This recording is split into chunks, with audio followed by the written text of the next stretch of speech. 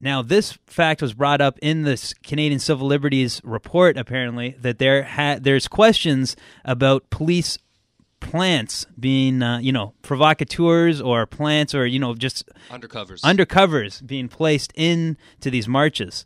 Now, this was brought up at this Law Union of Ontario event that we played the clip for earlier. We played the first question, basically, of the Q&A, so maybe I'll skip ahead to the last. This was the final question, and this was an important one because it's the question about this police provocateur issue. The questioner brings up the 2007 in Montebello, the S.P.P. protest, where there was three Sûreté de Quebec officers that were posing as, black-clad anarchists that were found to be, they were actually police officers, and this was an actual, operation from the highest, ranks of the, police. Was this going on in Toronto? I'm not sure. Check this out. Officers with their boots and everything went into the crowd and were trying to, throwing rocks and trying to, almost create a pretext for the police to come in and sort of beat up everybody. And there were similar allegations made up with the police at the G20, where there were people wearing police boots that went into the crowd, were causing trouble, looking like to give the police as an excuse to go and attack the crowd, and then these same people ended up going and disappearing behind police lines. Now, I think this is like a tactic used in authoritarian and dictatorial societies, and I think it should be condemned in the strongest possible way. In fact, it should be also criticized. In fact, these people should be disciplined, if not put in jail, because it's a very, very serious transaction on the part of the police to try to go and disrupt crowds. And this has happened time and time again. Now, I'm not 100% clear, but I believe that there were numerous reports that were credible that documented that this, in fact, took place. And I'd like to hear all four members of the panel about the use of this sort of tactic and what can be done to prevent it and to protect people from such abuses. Well, if it did indeed happen, obviously it shouldn't, and it's a very serious issue. I don't oversee police in Ontario, so I will defer to my co-panelists. What a segue. Look, I'm not about to comment on that, primarily because it's a matter that's coming under one of the terms of reference in regards to my systemic review, because my systemic review deals with stop and searches, arrest, use of force, and what the gentleman has described seems to cover the gamut of that. And so I prefer not to comment at this time so that I'm not perceived as making a pre-decision in regards to the outcome of my review.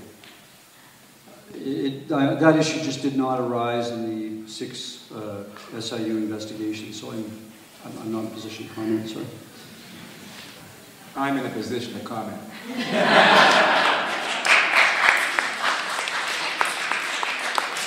It's one of the wonderful things about being in private practice. Nobody pulls your strings but you. Obviously, the gentleman is correct, to me, and I don't think that police need to engage in those kind of tactics in order to do their job effectively. I think it's just a shortcut, and it's unnecessary, and it's unacceptable in a democracy. And as I said, I think there's a culture of complacency out there that the general public seems to think that the G20 excesses were necessary for the safety of the public, and the people who were the victims deserve what they got. There seems to be, I think that's why nobody's really doing anything about it. So we're hoping that people are going to start doing stuff about this, because we've been talking about these issues. People are seeing, protests internationally, and we're really wondering, this is it's a question of tactics, I guess, in this case. Derek, what did you think about those responses here? This was a major question. This is basically the major question, too, posed in the movie Toronto G20 Exposed. What did you think about, these officials responding? And here, let me just say who these officials were again.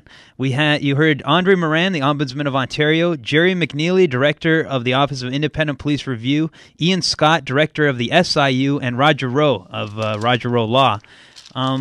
Derek, what did you think about how the panelists responded to that at that event last week? Yeah, I think it's an issue that needs to be investigated, because these are unanswered questions. What if the police were involved. Either they were following the protest and dressed in black attire, which we do have video footage of police from G20 dressed in black clothing, and they were protected behind police lines. So that is something that needs to be investigated. And if these are tactics that were used, such as in Montebello, which the CBC did a piece on that, and they admitted to it. Right. So, I mean, it's up for investigation. It's a question. And a democracy, that's what we have to do. We have to question when things like this happen. And, I mean, the CBC brought up the fact that where were the police during this Black Bloc riot? Why weren't they captured during the vandalism? And Joe Warmington from the Toronto Sun came out with an article saying that officers off the record went to him and said that there was a stand-down order, basically to retreat and let it happen. And then basically they went after innocent protesters. You know, and that's why people are upset, because innocent people were attacked. The most mass arrest in Canadian history. Over 1,100 people were put into a film studio at Eastern Avenue. 900 of those arrests were dropped. You know, the police went into the University of Toronto holding guns. And they arrested over 100 people. All those charges were dropped because there was no warrant. So, I mean, the truth is a lot of officers had no badge numbers. There was rubber bullets fired on innocent Canadians. It took them a month to admit that rubber bullets were fired. Weapon cache there was some material there that didn't belong in the G20, and that was covered by the CBC. So all the sources that I'm talking about are actual facts. Exactly. You know? Yeah. Shout-outs to Paul Manley, too, of Canadians Nanaimo channel on YouTube. He's the guy that uploaded the original footage, and I think you can see it in the video. S.P.P. and Me is the full quality. With the Montebello 2007 footage. He had that classic footage. Now, what's gone on is that lots of people have got footage out, and there's lots of more footage that's been coming out. People are uploading more stuff. There was even more footage from, I saw there's a new, it's sort of a trailer or a preview clip of this new documentary that's going to be coming out. There's two documentaries, basically, I'm looking forward to. Into the Fire from Press for Truth on the G20, and another one called Fortress Toronto, which they just uploaded a few days ago, some more footage of these police officers, you know, that weren't in uniform, basically. They're in plain clothes on protest detail. Now, what I wanted to play here is just the last clip I'm going to play here, and this took place after the whole Law Union of Ontario event at the Hart House on the G20 and the civilian policing. I noticed that there's some legal people around, people that know about the law, and even some lawyers around. Lawyer Peter Rosenthal was around, so I asked him what he thought about the event. Here, just check out this clip, and we'll be right back to wrap things up. All right, Word Up. Word of Mouth Wednesday. We're just here on U of T campus. We're actually in the Hart House. We just saw an event about the G20, and we got a guest here. Do you mind introducing yourself? Peter Rosenthal. And what did you think about the event? I thought it was a very interesting event, and they're very interesting issues. Some issues weren't discussed that could have been discussed, including the fact, in my view, that a lot of the videotapes of the incident show that literally dozens or maybe even hundreds of police officers committed criminal offenses. Now, the SIU has a mandate of only investigating serious injuries or death caused by police officers. There were a lot of injuries inflicted by police officers that weren't serious or death. But the Toronto Police Service should be investigating those injuries, and they don't seem to. At least there are no reports of any officers being charged, except for the one charged by the SIU. For real. And are you working, I know you're working as a lawyer, are you working with the G20 issue at all? Do you have any...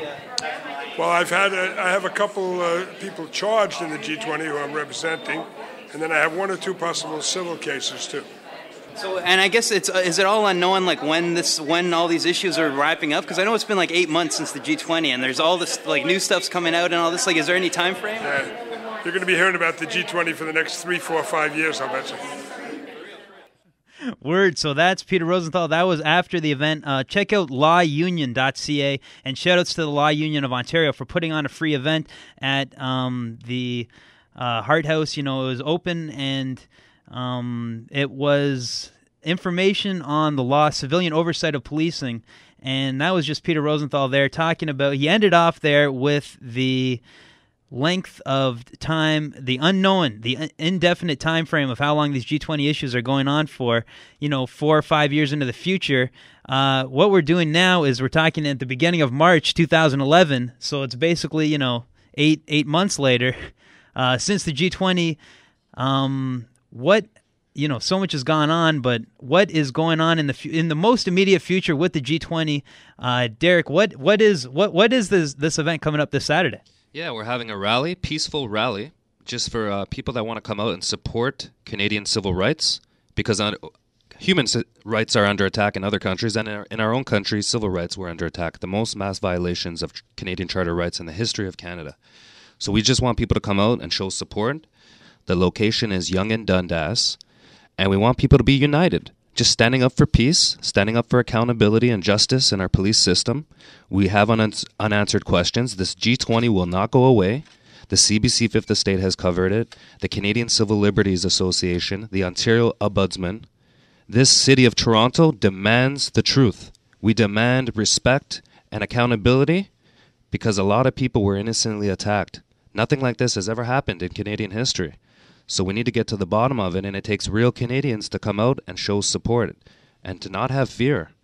That's the most important thing. We need to be together and to spread love and truth and honor. For real, yeah. Derek, you're speaking the truth today. Thanks a lot for joining us here on the Word of Mouth Wednesday today. And check out Derek's site at thesecretstore.ca. Check out G20Exposed.ca and then or Toronto G20Exposed.ca.